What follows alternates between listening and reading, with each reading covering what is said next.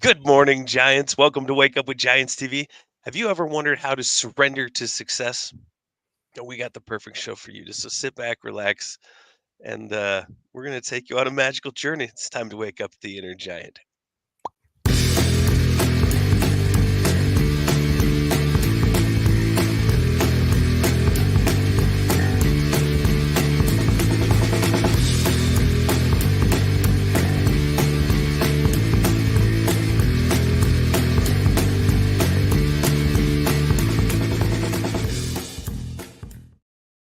Good morning, Giants. Welcome to Wake Up with Giants TV. I'm Ryan Morris, and as always, I'm here with your host, Nicholas T. Smith, the author of The Giants and the Smalls, co creator of Wake Up with Giants TV, a tribe of giants, my 12 journeys coaching. Uh, he's written about a half a trillion books. My computer might die because I don't have it plugged in, so I might need to find a cord What? here in a minute. We're If gonna I lose. also We're gonna lose Mr. Morris. if all of a sudden I disappear, my screen just went like, you know how it does that? It goes all bright Uh-huh. and it just like goes to like limp mode of it went into that for a minute. Oh, So that's nice. yeah, and I'm also a co-creator of a bunch of those things too. I didn't write the book because I can barely read and write anyway. So but Nicholas T. Smith started it all with the Giants and the Smalls. Freaking amazing book. If you haven't discovered it, you can go to giantsandsmalls.com. But one of the best places to go right now, currently, is my12journeys.com. That place, we have it loaded and getting more loaded. I was going to say loadeder. It is low. I think that's the proper Getting term for it. loadeder. It is loadeder. Becoming loadeder. Yeah. It's one of the most loadeder places ever. We're seriously we're dropping so much content into that, and that is the place, especially if you're somebody that's stuck, you're a coach, you're wanting to create more, different, change something in your life. Uh, that is the place to do it. There is so much information in that one portal. So my12journeys.com. Anything else, Nick, that I No, that's it. say That's about what that? we're That's it. focused on. Yeah, if you're a mentor, trainer, teacher, coach, consultant, and really looking to expand your personal understanding of the 12 journeys, this is a great place for you too, because it's the giants and the smalls is a foundational metaphor for what we do, but the 12 journeys really dives into the process of becoming that giant.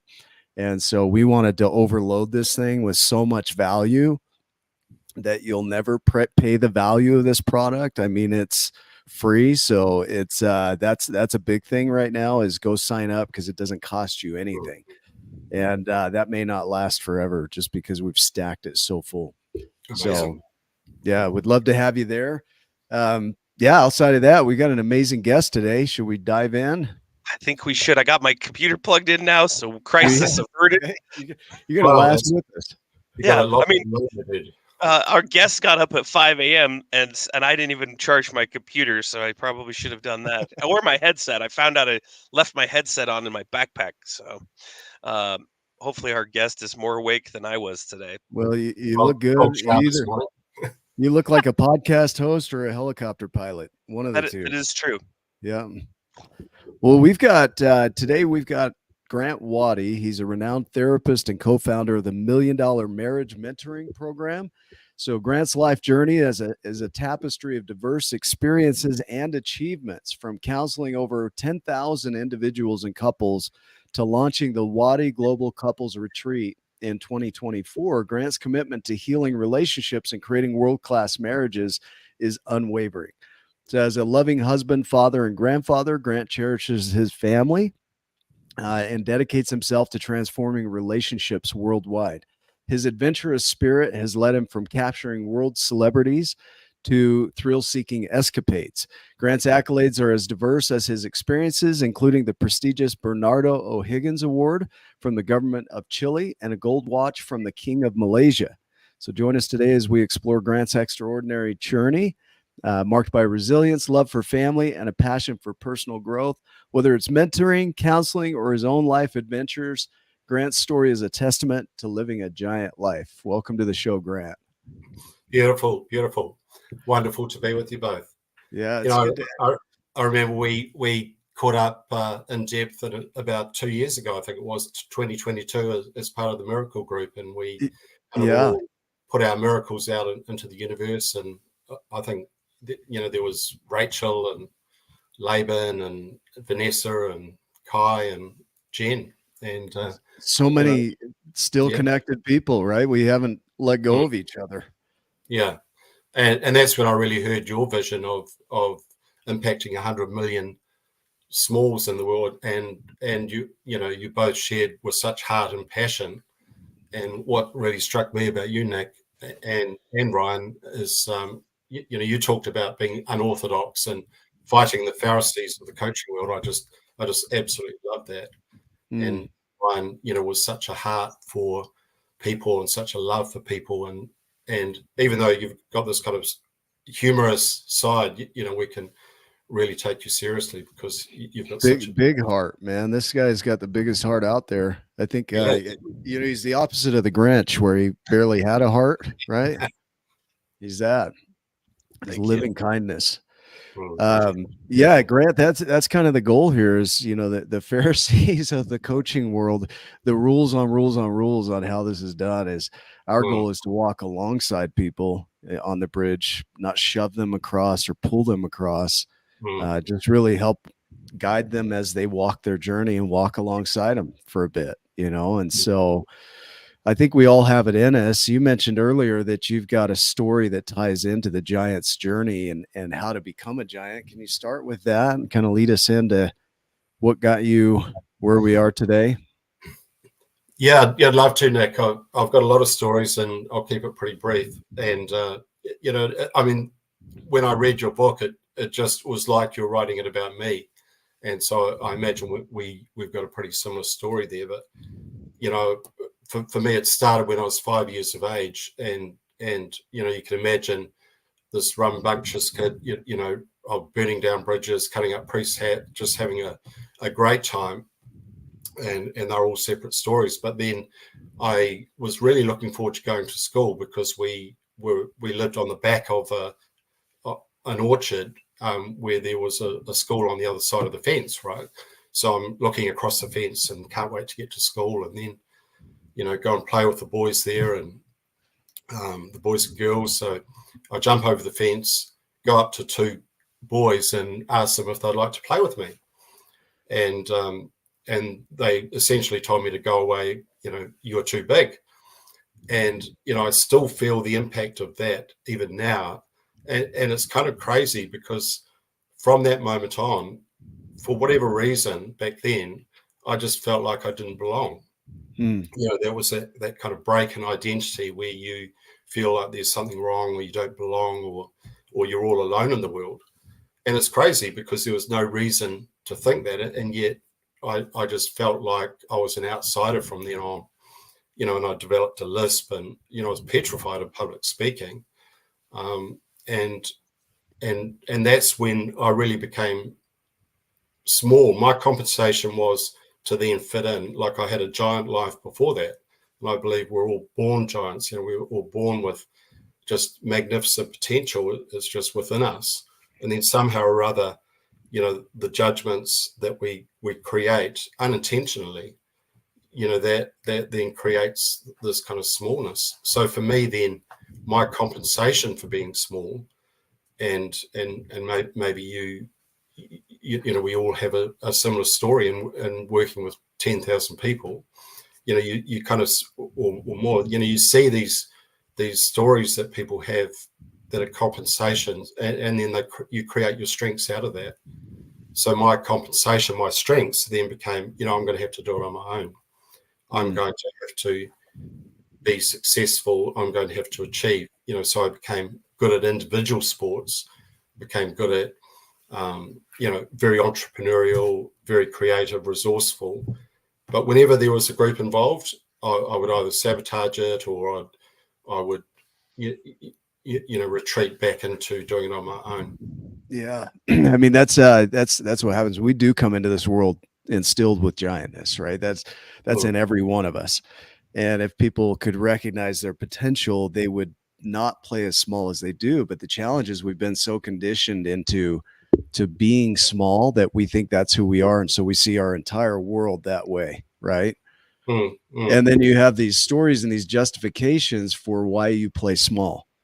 And those become more important than our giantness. And then we almost completely forget who we are and what we're capable of because of that conditioning. And it's amazing how one experience can have that much impact on who you think you are.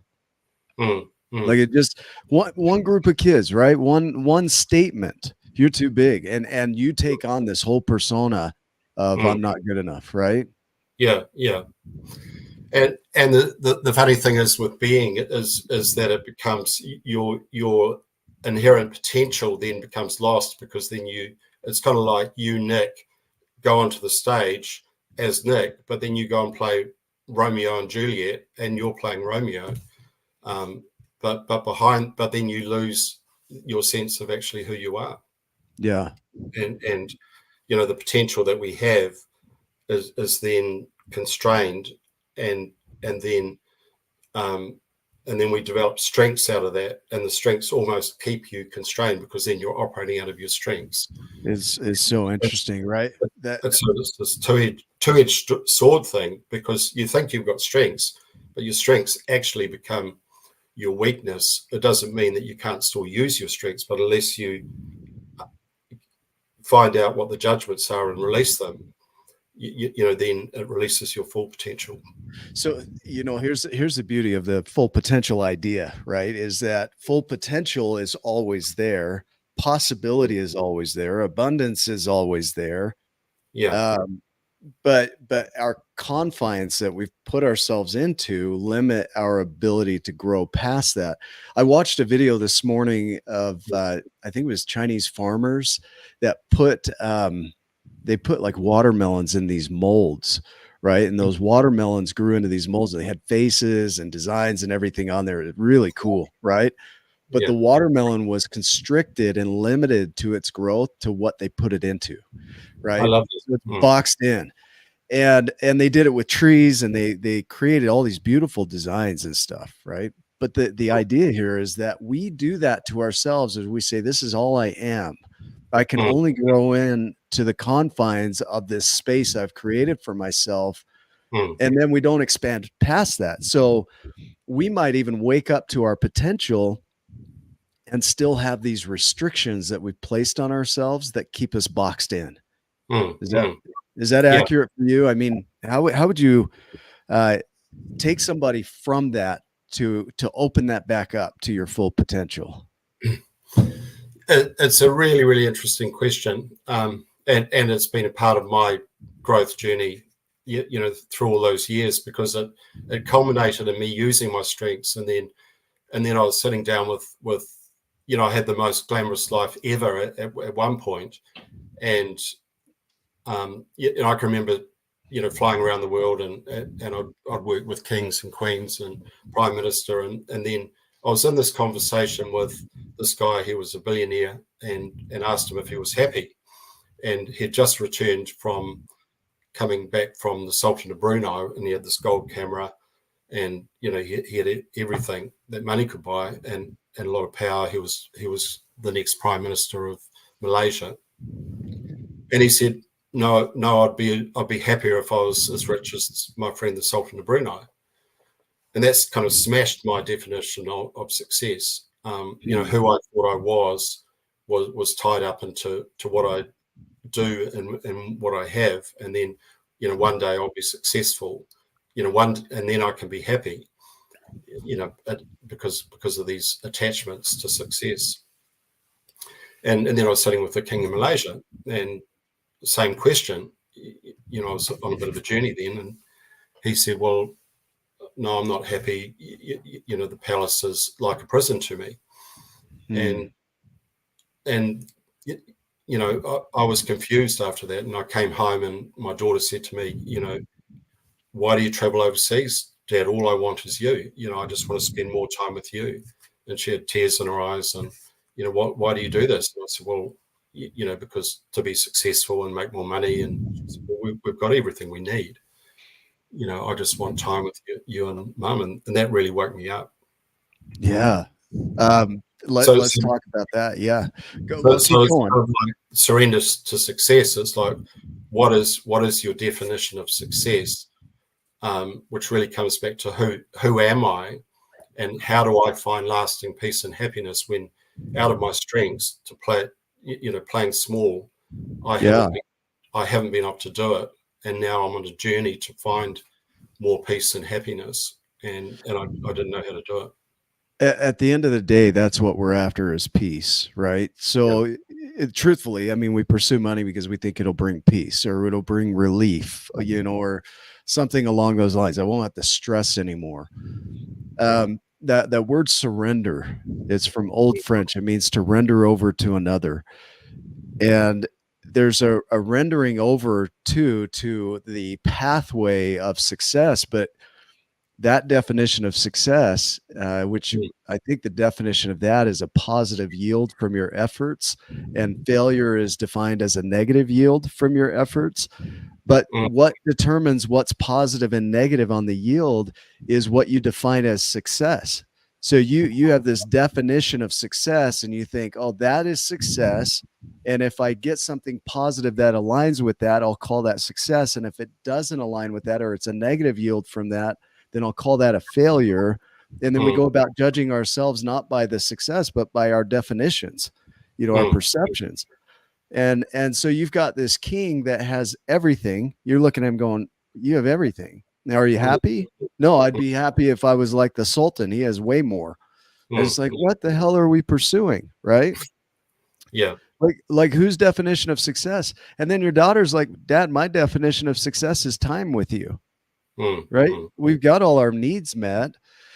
So I think this drive, right? This drive of what is success, and we all have this definition of it, right? This box of this is what success looks like in America. This is what success mm. looks like around the world. A lot of times it's around monetary success.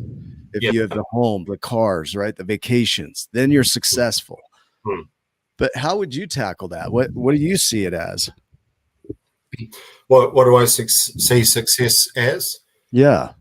Well, there's Rumi has this beautiful poem called the poem of Mathnawi, Okay. and it's about this guy in Cairo, and he has this dream that there's this treasure under a house of another guy in Egypt, right? Sorry, in Baghdad. So he's in Cairo, and he dreams that there's a treasure under a house in Baghdad. So he travels to Baghdad, goes on this journey to find this house, approaches the guy and said, I had this dream that there's a treasure underneath your house. And the guy said, well, that's funny because I had the same dream and the treasure was under your house in Cairo. Mm. And so the story goes on, and he travels back home and finds that the treasure is under his own house. It's been there all along. Mm. He didn't have to go on that journey he arrived back at the place Ooh, I where like that. he started. That quote of T.S. Eliot, the end of Yeah. all exploring is to arrive at where we started and know the place for the first time. And that's my journey.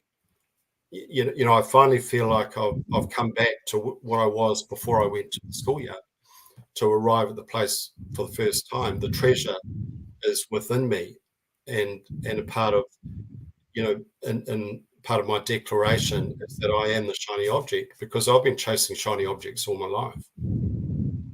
And I've had software companies, I've managed large sales teams for insurance companies in the early days of photography businesses, leadership businesses, coaching, therapy, you name it, and seen a lot of stuff.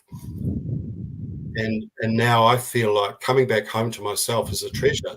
I had the most glamorous life ever, and now I've built a life that pays tribute to that, but honors something much deeper within. Yeah. And it doesn't take me,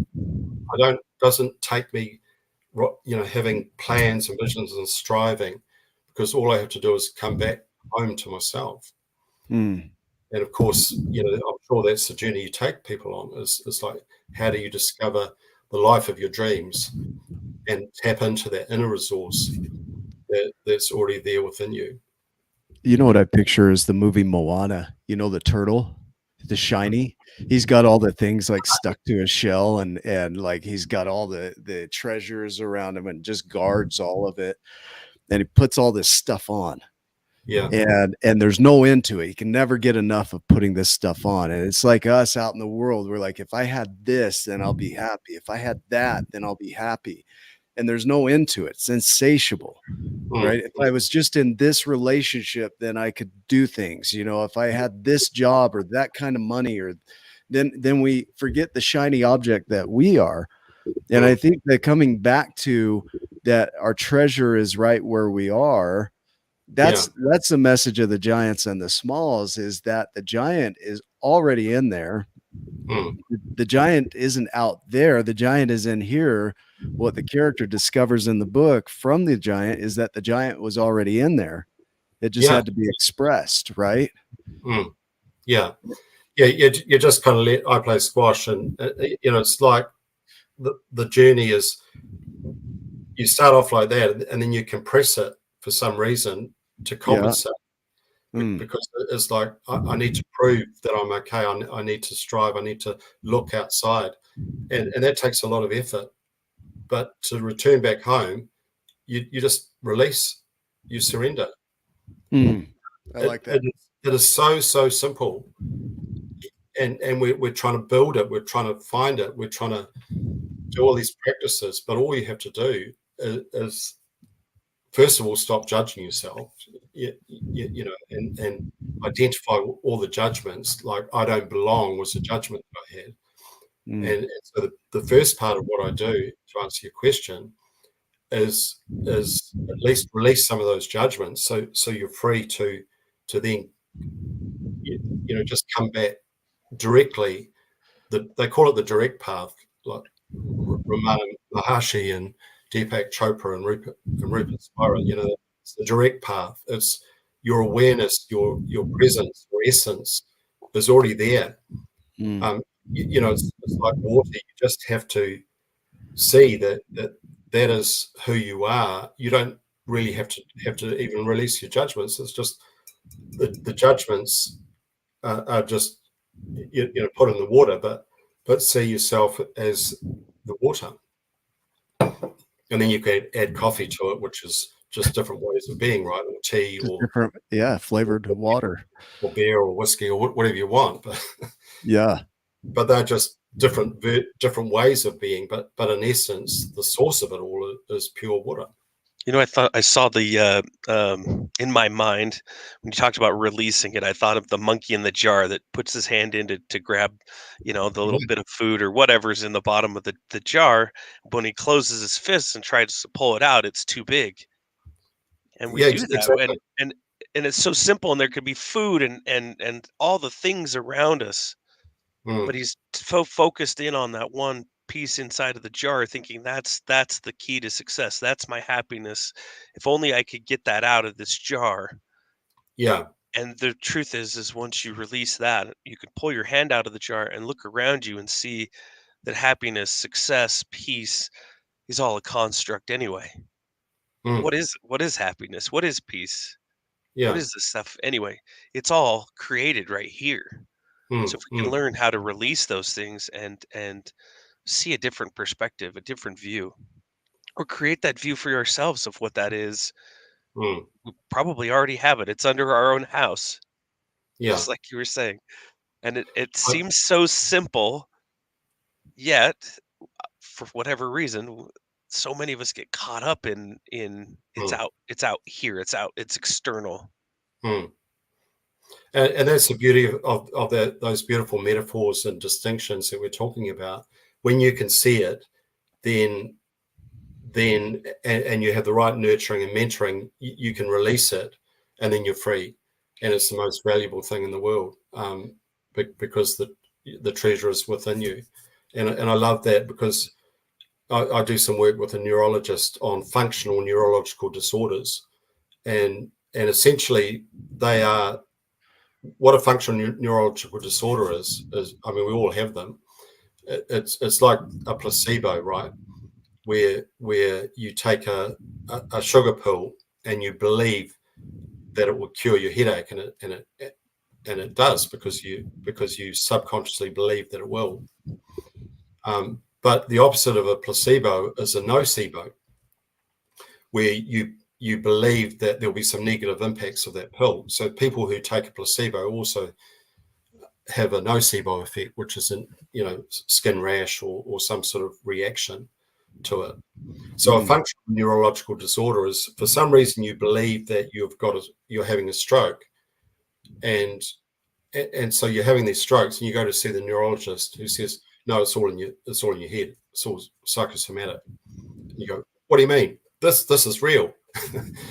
and so that's when I'll start to work with them and actually use that metaphor, that it's if you think of a placebo, why does a placebo work? Because you believe it, and so all you have to do is believe something, is release it, and focus your attention not on the belief, but on something else.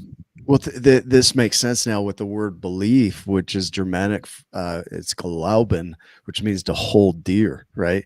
So if our beliefs are the things that we're holding dear and we're holding on to tight, then, and I look at the word belief, even going further back, is more along the lines of trusting, right? So we trust that thing that we're holding on to. We don't trust things outside of that. So when we face the unknown, we tend to hold on to our beliefs really firmly, our trusting. Right? Even if that trusting and that belief system is hurting us or causing harm, we still hold on to it because we know what to expect. But then you move into the unknown and you really look at the way the universe is designed, and it's limitless. So the only limitations that come in are the ones that we're projecting into the world, because the universe, we're designed to be limitless.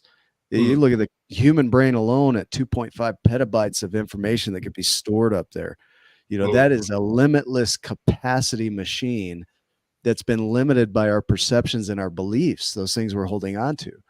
So here we go into this world, like we just grasp onto it, like you say, that functional neurological disorder, and it's psychosomatic in a way of our world is a projection of what's going on in here, and what's going on in here is limitation and control and restriction based on who we think we are and what we've programmed ourselves to be. And the surrender, what that does is it lets that go. Right. And that letting go, that seems to be a big fear for a lot of people, is trusting that if they let go, it's going to be okay. Because what's kept them safe has been not letting go. Would you agree, or do you have a version of that you'd want to share? Just about everyone I see have these symptoms, and of I'm anxious, or I'm fearful. I'm losing my marriage. There's something wrong with my health. There's something wrong with my business. There's something wrong out there. I haven't got enough coaching clients. I want to find the love of my life, and it's all striving, but it creates anxiety, and that anxiety then shuts you down, and there's a belief behind it. I don't belong. I really don't deserve this. I have to work hard to get it when it's already there within you. So then the question is, well, what do I do? And it's actually really simple. You have to develop some sort of mental practice to be able to let go and surrender. It's not just, surrender. What does that mean? And so I just use a very, very simple acronym called STOP, which really just stands for recognize when you feel the emotional hit of, there's something wrong here, or fear or anxiety, and stop. And stopping is an acronym for STOP, is an acronym for S stands for literally stop and recognize it, like a traffic light. You go from green to orange. T is taking 3 deep breaths, just breathing and relaxing. O is observing. What am I thinking? They're just thoughts. I'm not my thoughts. thoughts. Remember, I'm the awareness that I have Mm. thoughts and sensations and beliefs and values, but I'm not that. And observe, what am I feeling in my body? Well, I'm feeling this anxiety. That's okay. Mm. And then P stands for proceed with kindness. Just be kind to yourself. Give yourself a hug like you would a young child. You know, if my 3-year-old grandson is crying, free hugs. Go and see Ryan. Get some You free can. hugs. I love that. And but hug yourself. Give yourself some love. Love yourself. And Mm. that is the answer to surrender, coming back, surrendering to what is already there. There's a powerful when you do those things, when it comes up and you start to see that you've been chasing it out there, and then you practice that acronym, that STOP. And I didn't know I did something similar, and different things, but once I recognized that it was all here, and Mm, doing that last part, the holding yourself, mm, uh, yeah, I don't think we do that enough. And yeah, love ourselves and hug ourselves and tell ourselves how amazing we are, how mm, beautiful we are, how capable we are. There's some serious power behind doing that, and as I'm saying that, I'm mm, recognizing that I don't do it enough as well. yeah, yeah, And when you start to do that, it's just amazing to see the transformation that occurs. yeah. And that's the value of the mentoring and the journey that you take people on, and walking beside them so that you can reinforce that, because it becomes a practice. The New Zealand All Blacks, they used to choke under pressure. They're a champion team, but they would lose to an underdog in the World Cup finals repeatedly because they didn't have this mental fitness training. And so they developed a very simple routine. A lot of these guys were great athletes. They just didn't have any understanding of the mental game. And it was just really simple. They would recognize when they went from green brain to red brain, and then they were taught to stop. And that became a mental fitness routine. So and then when they stop, they just breathe and they just get present. They might walk around look around the field to get present. They might kind of just touch their body, just sort of slap themselves or something. But then that became a practice, Mm. just to bring them back to their inner who they are. Which creates trust, right? Then you start to trust the process and go, okay, I'm not dead. That Yeah, worked. yeah, That little bit worked, and you can see it, and then you can get better and better mm, and better, and then thus the yeah, surrender. You yeah, can surrender more over, render mhm, over to trust, yeah, yeah, believe, have more hope and faith and confidence, and it mm, snowballs and grows from that mm, point. mm. And I guess the other point that's occurring to me now is I'm really not qualified to talk about surrender, because I've spent my whole life the opposite of that. Working Mm. really hard, it would be nothing for me to read a book a day. I've read everything. As you said, Nick, I'm not a guy on a diner, right? um, Yeah. but it's all knowledge, and it's all trying. And then books like, Michael Singer, Living from a Place of Surrender, where he spent his whole life just, hey, look, I'm really clear that there was a big bang, and 13.8 billion years, the world's evolving. We're all made from stardust anyway, every single atom in our body, just the miracle of who we are. And then Mm. somehow we've got to control what's happening. He said, give me a break. You, you know, uh, you, and I just love the way he puts it. He just said, Yeah.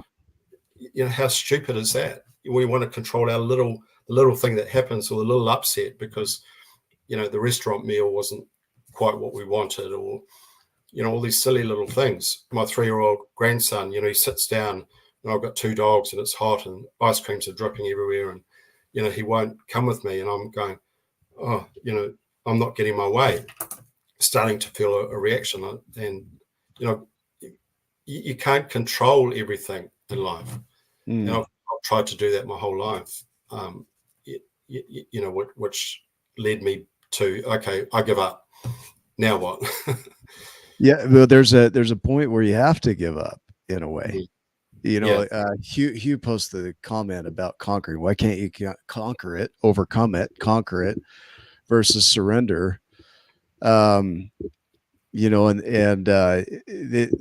a difference here. To conquer is to gain something, like to pull it in, to conquer it, and to surrender is to flow with it.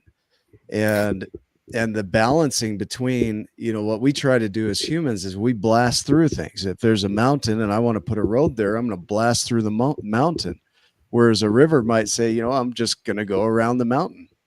I'll find another way, But as humans, we're like, we work in straight lines. We like linearity. We like to call things control and certainty, right?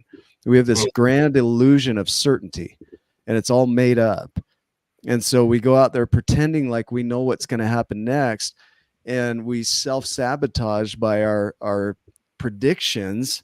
And then we keep creating what we think is going to happen, but it's what we've always created. So it shows up and we're like, see, I told you I could control the future, but it's the same bullshit that you did yesterday and the day before, right? So we have this tendency to not let go and surrender. We have this tendency to blast through things or create straight lines or, control it in some form, because that brings us some sense of belief or trust or peace, right? To me, that's not the peace that I'm looking for. Because I get tired of that hustle, Yeah. And that's right. The peace that you want is, what everyone wants, and that's within you. And yet, I can't help someone on that journey unless I've been on that journey myself to find inner peace.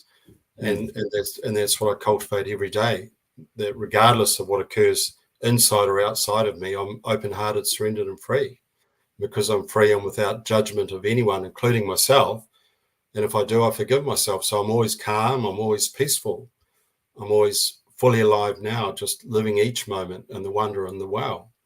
I imagine you have a document or something that you read, and because you just cited off what you are, just like Yeah, you knew, right? Like it's the yeah, back of your hand, and so that shows how you show up in the world as well. And that's how I experience you, yeah, just so you know. yeah. And the document that you talk about, the real key is coming back to what the judgments are and unpicking them, and that takes something. It takes, you've got to actually go through hell before you can get to heaven, and the kingdom of heaven is within us. I really believe that. We are one, as Jesus said. And I'm not really coming from any spiritual tradition, even though I was raised as a Catholic, but even the latest Pope said, heaven is a place within, it's a consciousness, and peace is within us, and all we've got to do is return to it. I don't see how you can't like incorporate some of these religious teachings, because they're foundational. These guys were looking at the same stuff we're looking at. Different point of view, but they're looking at the same stuff. We're all looking for peace. How do you find peace? You look at the civilizations that have been here from the beginning of time to now, and they've all gone through these levels of, opulence, success, whatever you want to call it. But there's a point in each of them where they started reflecting on their inner world. It almost always came back to their inner world. Yeah. And that's the one thing that each of us has in common, regardless of your belief system, is that we're all seeking this form of peace. Whether you're a scientist, an atheist, a religious person, it doesn't matter. We're all seeking understanding and peace, and where do I fit, and what contribution can I make in this world? And most of us are stuck in our valuation. Even the word judgment, I look at that, or assessment, and it's like we made this final decision on our worth, you know. And it's like, that's final. It's like, I've judged myself as this, I am that. And we find ourselves wanting and unworthy. Yeah. Yeah. And there's an interesting thing to all of this. And I like Amanda hinted at it, you know, talking about the ego, because Richard Rohr, in his beautiful book, Falling Upwards, you know, he talks about these different stages of life, and it comes across in Erickson's work, you know, when you transition from different levels of development, and there's these kind of levels of ego development, which then you transition to more socialized, like you believe what everyone else believes, but then you become more independent, and then you become interdependent, and then you have more of a sacred level of thinking, like we're just part of the whole. And this is a valid process of human development, you know, and essentially it's like, well, this is how we're born, with limitless potential, but then the ego is quite important, that we actually develop that to survive in the world, you know, a limited view of ourselves. I can't drink my water now. I've got a sweaty squash ball in it. but that's valid, and so we need a secure attachment, and there's this whole thing to this, because if you don't develop an ego, then you can't really survive, you know, and you've got a lot of anxiety. It's kind of necessary, right, to survive this world, is that ego, and yet we want to kill it, and it's like, you're not killing me, right? Yeah, it's so like that ego is needed, ego, and then the second half of life, you've got to let it all go, and that's your whole journey of the giants and the smalls. How do you let go of your ego when, you know, you're now the actor in the play?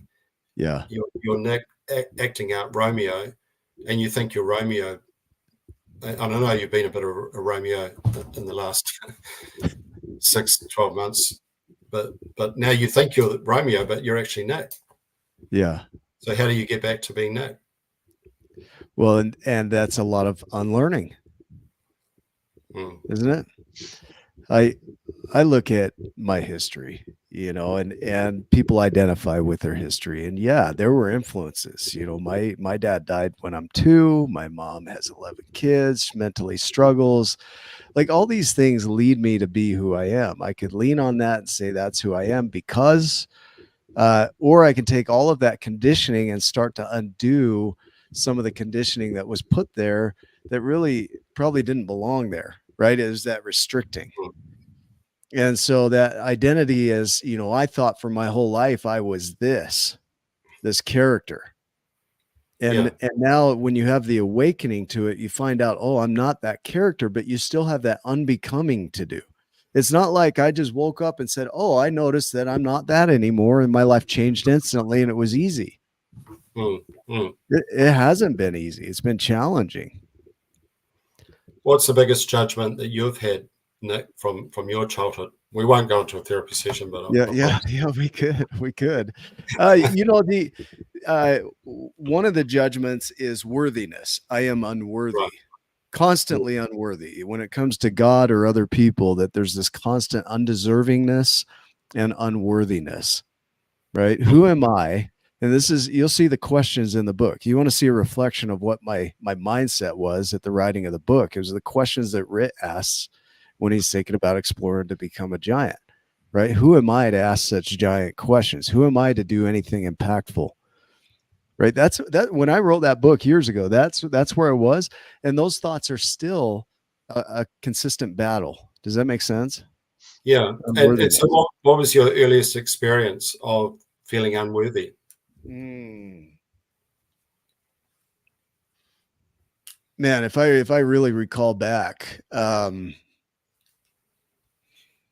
probably 7 years old, right? Pretty young. Still early development, right? Yeah. And so what happened? And I won't go into details about everything, but I was made to feel unworthy, mm, constant, I was a crybaby. I cried a lot. mm. And, And I now, wasn't allowed to cry. mm, mm, And, I love my siblings, and they were doing the best they knew how to do in this situation as well, but they were parentified. And, and then there were these teachings of, you're not good enough, stop mm. crying, go hide. We don't want to see you. Come back when you're healthy, happy, all the things that we go through. Yeah. And so then what's your compensation to be worthy? What did you have to do? Oh, overexert, stand Yeah. out, show up, right? Yeah. Put on the show. Yeah. Yeah. And so if you're going back to yourself now as that 7-year-old, what are the Yeah. words that you'd say to yourself? Oh, I love you. I just Beautiful. love you.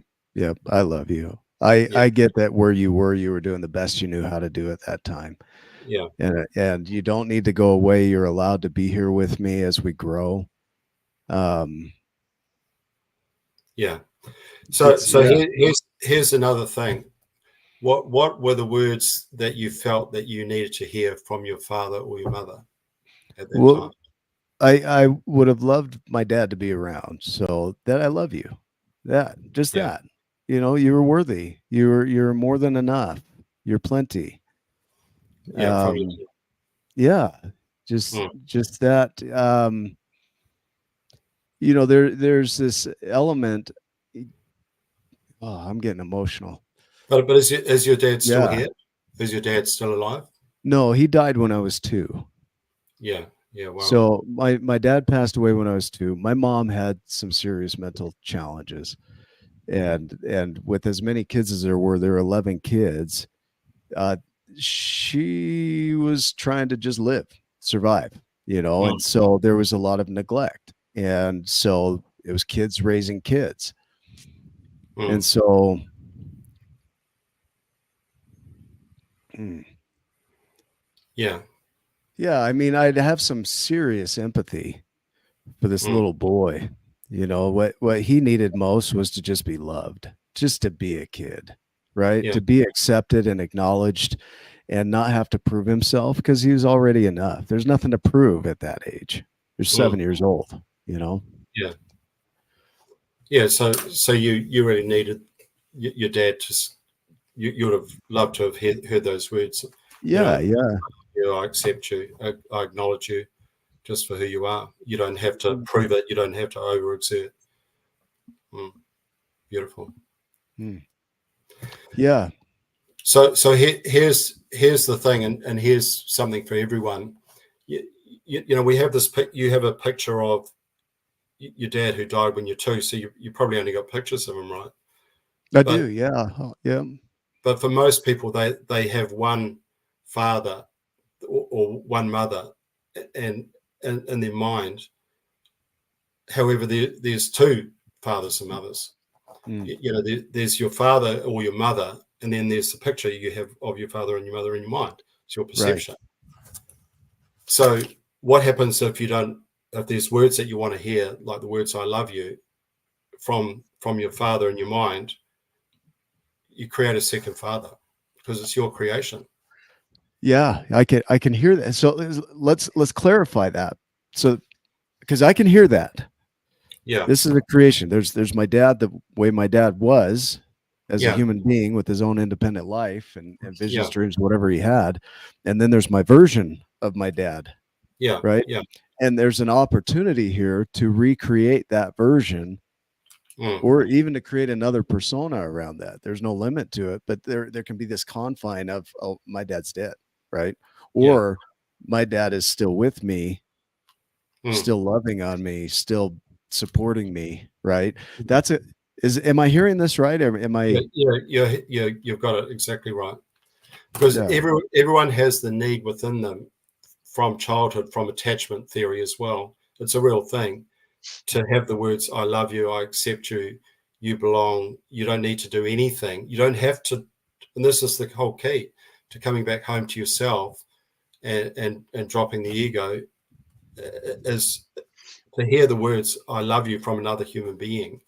from Yeah. your father or your mother, where you feel, because so many people say, my dad never, so many men tell me, my dad never told me he was proud of me. He told me I had to try harder. And so I've been trying hard all my life and I'm still not happy. Or woman, my dad was cold and distant and I had to prove to him that I was worthy of love. And now all the men in my life, I've been trying to prove to them, but I've never been able to receive love because I've never had my father tell me, I love you, I love you, I love you just for who you are. So the curious thing here is that the idea that we have that we need that is as much a creation as us just creating that in our lives so that we have it. So we're not carrying forward that story. I think of the remembered present as a psychological concept that we're not fully present. We're in what's called a remembered presence. So we bring our whole past forward to the present moment, and then we predict out from there or project out from there. So we take all of that history and we bring it here now. So we're not really here. We're here with whatever we brought forward. And so this idea that you're presenting here, the construct of our parents, however they were in our mind, as long as we continue to bring that into the present moment, then that's what gets projected out and continues. But at any point, we can stop that and really get present without the story and rewrite that. And it wouldn't be what we would deem as delusional, right? It has to be felt because judgment is created in emotion. It's not created in your head. The judgment gets interpreted from the emotion. There's something wrong with me. I don't belong. Because, if a child is crying, you just pick them up and hug them, ideally, hopefully, and say, look, you're okay. I love you.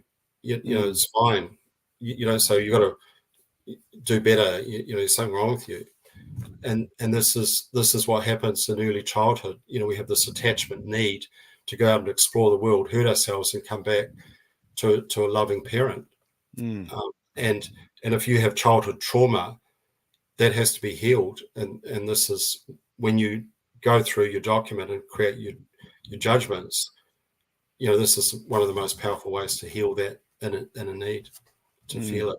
It's like, for me, I noticed it when I was kind of, I can remember walking in and kind of seeing my father, who's passed away now, but he was sitting down, and I walked in and I felt this this kind of hit in my stomach, and I go, there's this emptiness there. What's missing? And then having the understanding, I could say, the weird thing is, I'm 55 years of age, and I'm wanting him to say I love you and I'm proud of you. I'm wanting him to come and give me a hug, and he's never going to, because his father left when he was 3. He never got the love he wanted. And I said, and so I created, in my mind, I created, my dad loves me and he's proud of me, and he tells me he loves me, proud of me. And immediately that just healed this emptiness inside. Interesting. Wow. That's the power, right? Yeah. So I want you to introduce my father to you. He's someone who loves me. He's proud of me. He is there just with so much love for just who I am. Yeah. Okay. I hear a huge distinction here, and I feel like we could go for a little bit here on this, but the distinction of what was versus what is, and what is a creation. And we tend to tell people about what was, not what is. And so we're like, tell me about your parents. Well, my mom was this, and my dad was that, and he was always this, and we have all these judgments and justifications, right? And that keeps us from learning. But when you speak in the what is, it's like that's all made up. The what is part of the surrender because it's all made up. Like, you get to make it up. Like, do you want to continue carrying the story? I could continue carrying the story. Oh, I didn't have a dad. I was 2 years old when my dad died. Yeah. And so I never got the love from my dad. Or I could say, is my dad is loving me right now. My dad loves me. My dad is so proud of me, right? In the present moment. And that becomes a creation for the what was in the future, right? So when I get in the future and I say what was, now I come back to this point today where I said, my dad is supportive of me, loves me. That's now what gets carried forward. Does that make sense? Am I? That's it. Yeah. Yeah. Create a second dad. And people do this with all of their family members. This is my brother. He's like this. He's this type of person, or my sister, or my sister-in-law, or my mother-in-law. Well, why judge yourself that way? Create them as people who are for you. The world is for me, not against me. These people are for me. They love me. I love them. I love that. So you create this world of people for you, and then look at what comes from you when you do that, right? And you create you for you. Yeah, same thing. It's we tend to do this not just with external people, but with our own selves. Of I used to be this and I used to do that, and we get stuck in our past, and then we keep speaking the past into the present, and then predicting into the future with that past. Then at any point we can, like you said, let that go, release it, surrender, and just trust. Look, there's nothing unwritten in front of us, nothing other than what we speak into it. And here we are speaking our past into our future and then calling it fate, right? Yeah, language is the house of being, as Heidegger said. Yeah. Man, it's not even being. It's the house of being. It creates a house. Being is the space in the house. It could be anything, but then we create a house in language. But we can take that same space and put it in another house or another house. Yeah. Just different ways of being, different roles. For me, a role is a way of being. With my father, I'm being the I'm not loved role. I'm the kind of the standing there looking at him saying,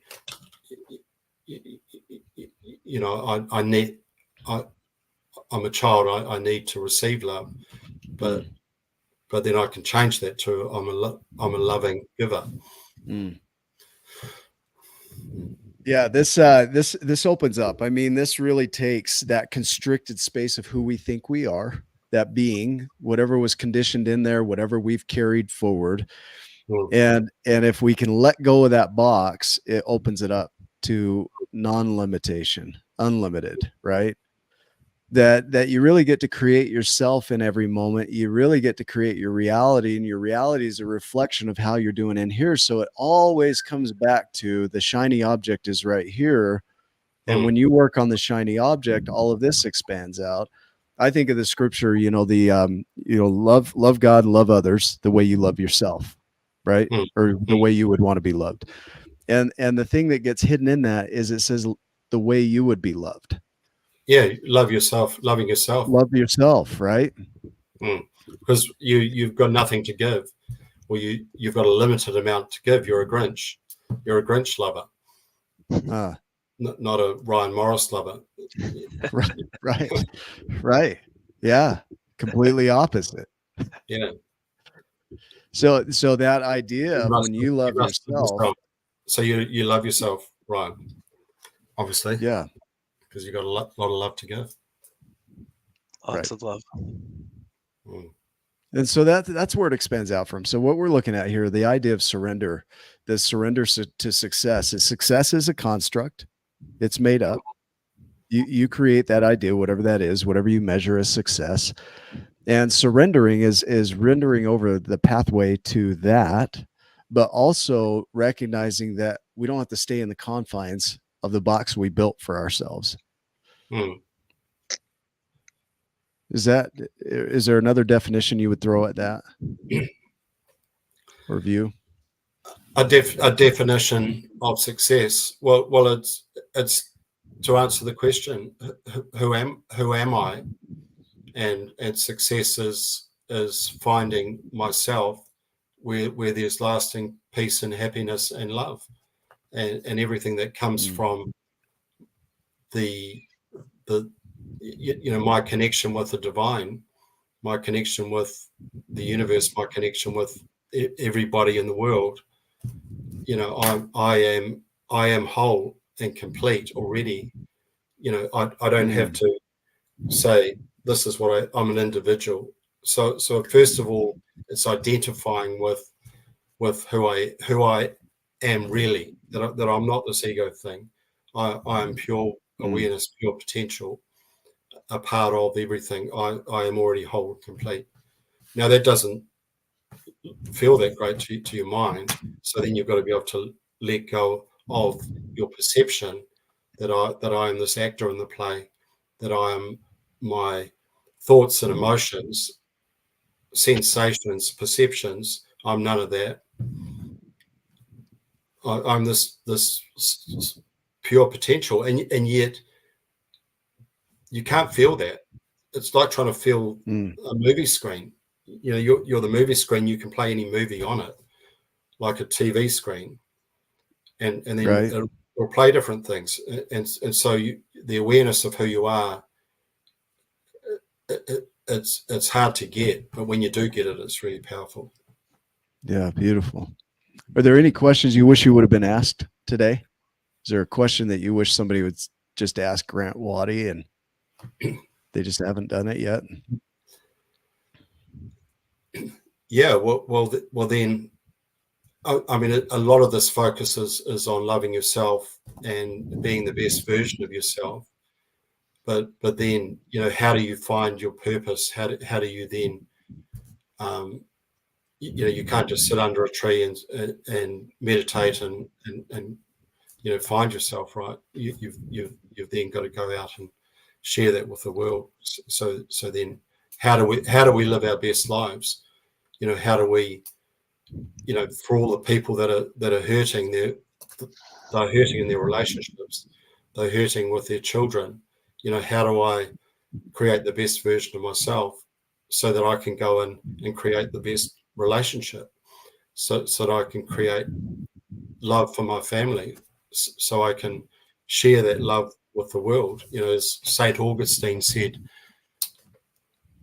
this beautiful quote, the whole purpose of life is just to love and do whatever you want. So I don't know if it's a question, but it's permission that just, love yourself and share that love with your family and create your family first. And then from a place of abundance, then you can go out as a coach, as a consultant, as a business owner, and create from a place of abundance, not from a place of lack. And that's what will heal the world. The concept of a ripple, right? If love is the purpose, do whatever you want. That is so cool to me, right? Love is the purpose, do whatever you want. And if you're doing whatever you want from love, it can't fail.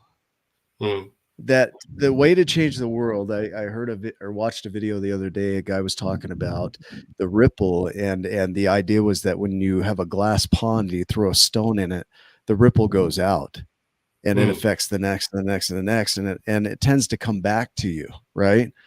And so the ripple, if your ripple is from love, that's what's going to ripple out. If your ripple is from hate, that's what's going to ripple out. So what comes from you is what goes out to the world. And so if you're with another person and you're with that person and you love that person, and that person feels that, and then they go out and they love somebody else. Now that person has felt the ripple of your love to that first person.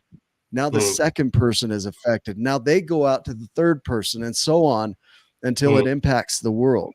So it ripples out, right?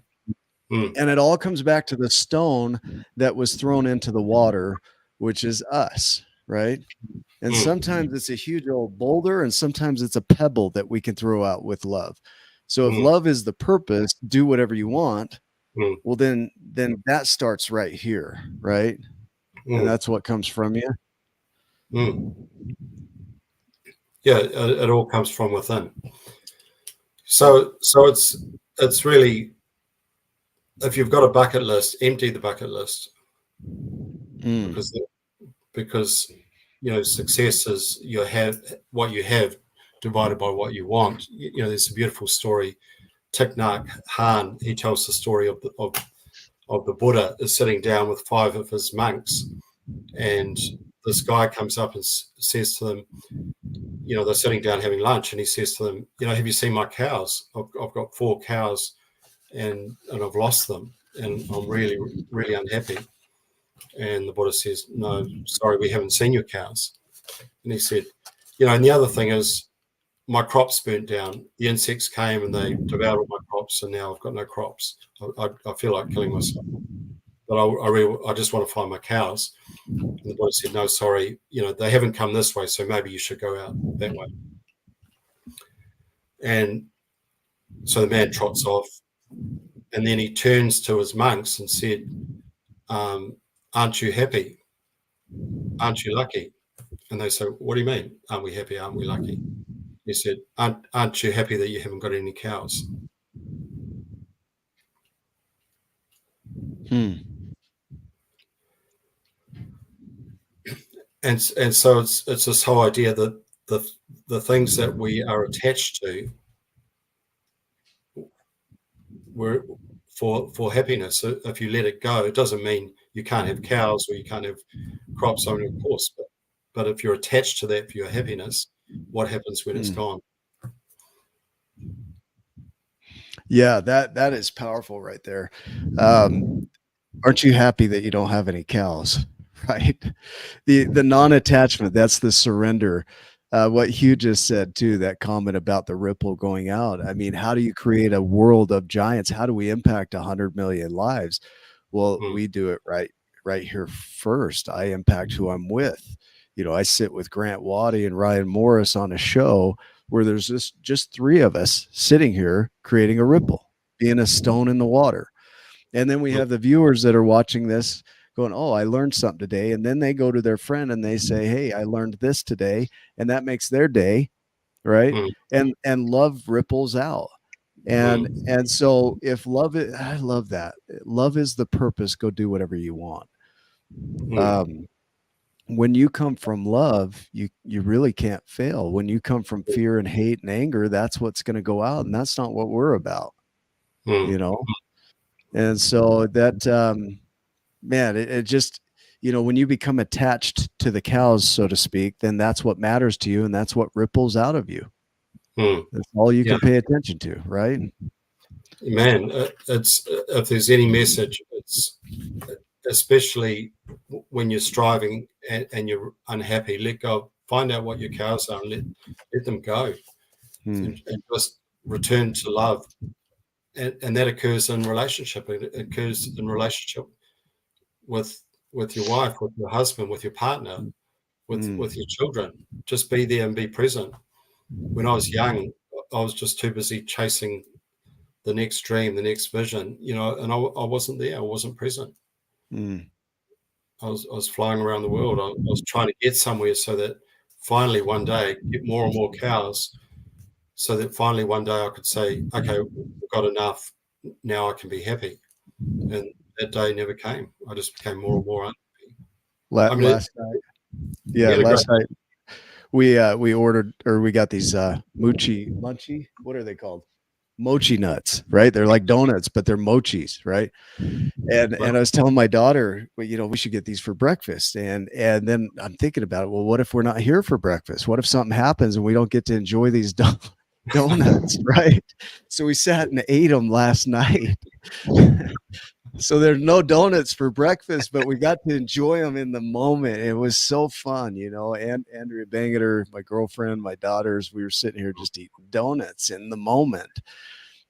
Because really what happens is we push out. When I get there, then I'll take a break. When I get there, then I'll enjoy life. When I get there, then I'll do this thing. And there's no guarantee you're going to be here tomorrow, right? So why not do it now? Why not love now? Exactly. Why not spend that time now? Yeah, I love that. Give yourself permission. Eat the donuts now. Eat the Book yourself a donuts. massage. Love yourself, Yeah. and give yourself everything that you want. Coming from love, you can do whatever you want. Coming from love, coming from fear is different.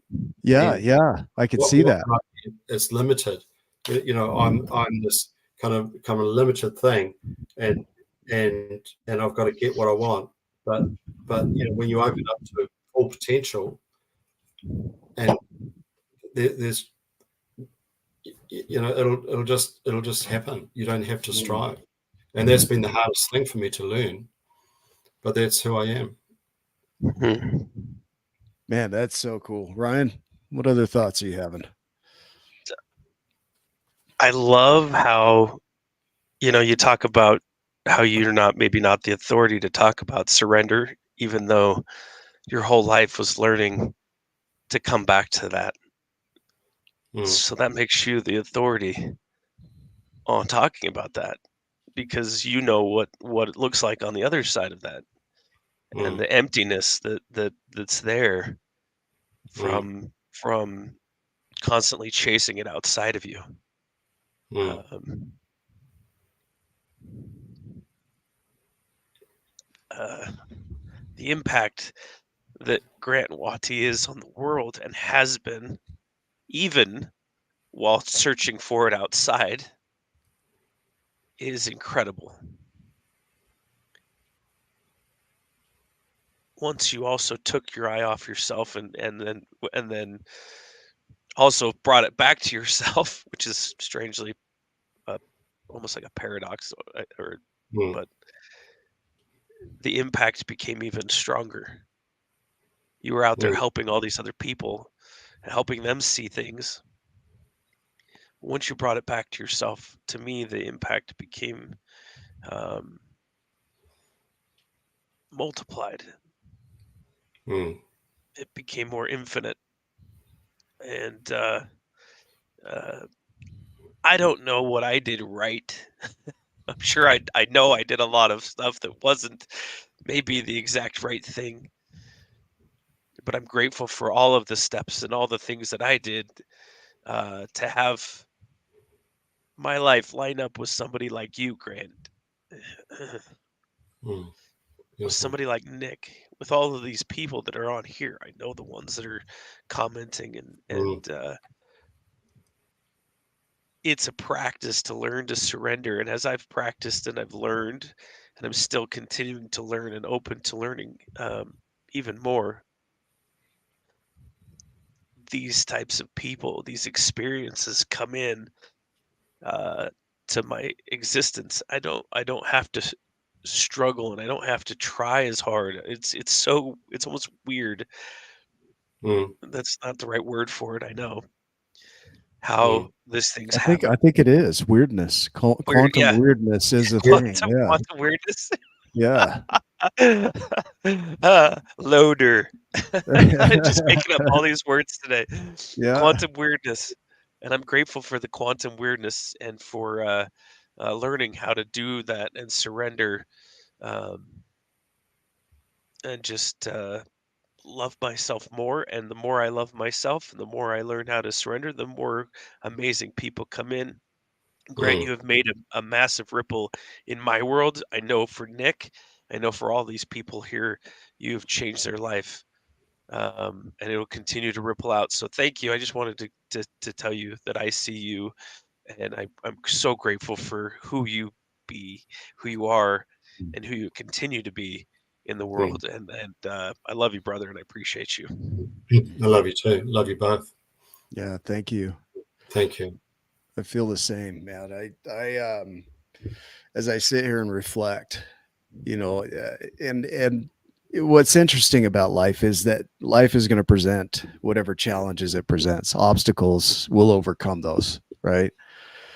Mm, But what most resonates for me today is the importance of coming back and loving this guy in here first, and mm, then having love expressed from that guy, mm, right? And for you that are watching guy, girl, whatever, you start here when you mm, can love this, then that's what expresses from you.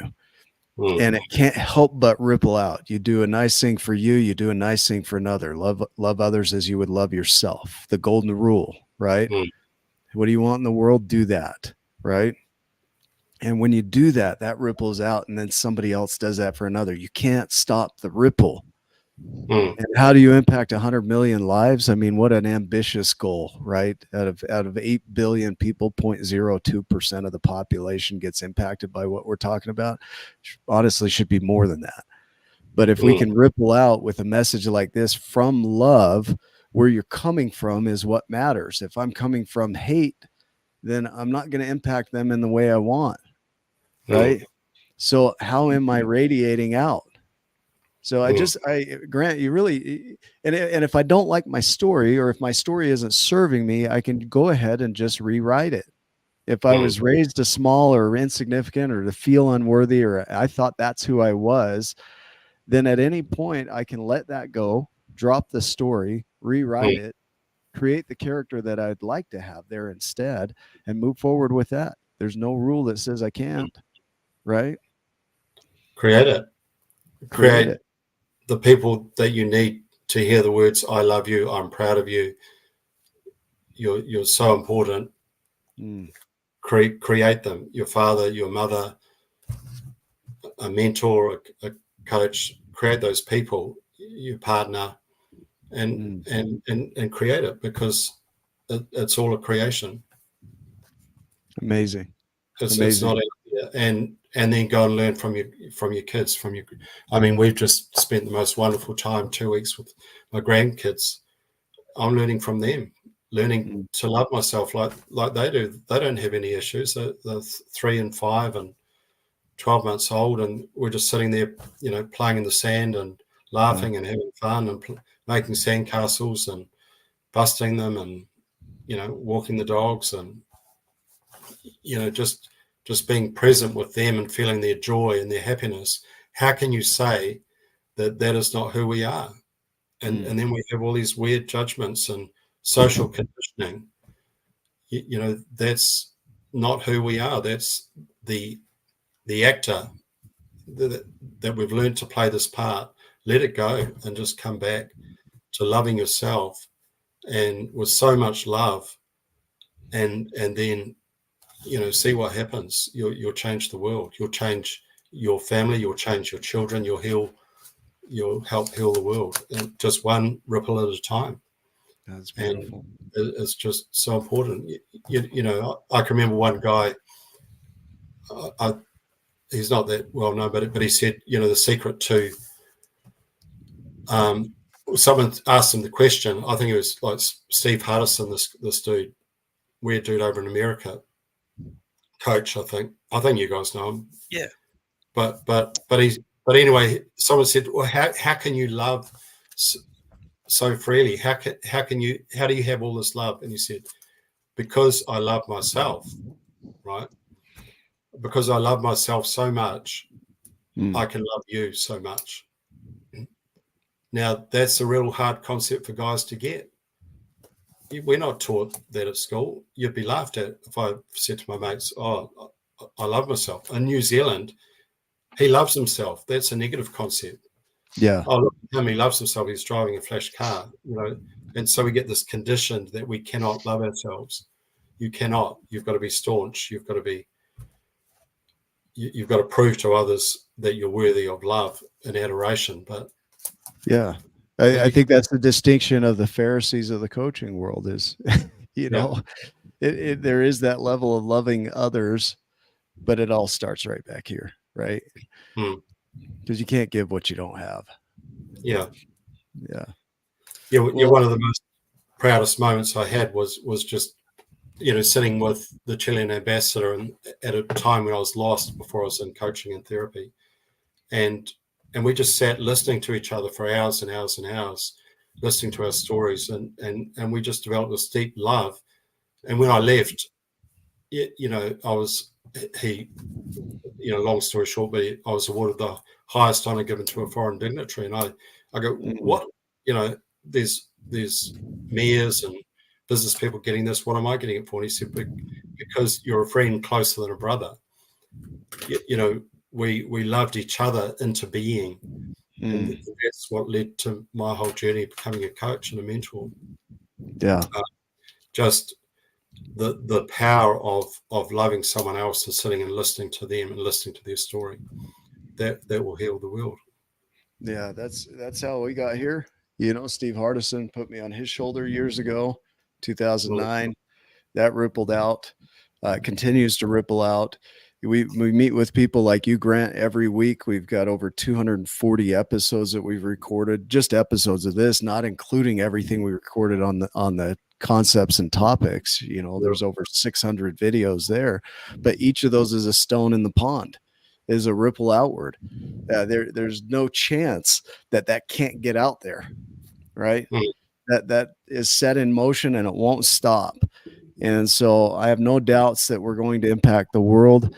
No doubts that what was shared today is going to ripple out and create a positive impact and help you in your vision and dream, and our vision and dream, which is a similar thing to bring love to the world and show people that they are valuable, worthy, and fully equipped to be anything they can imagine.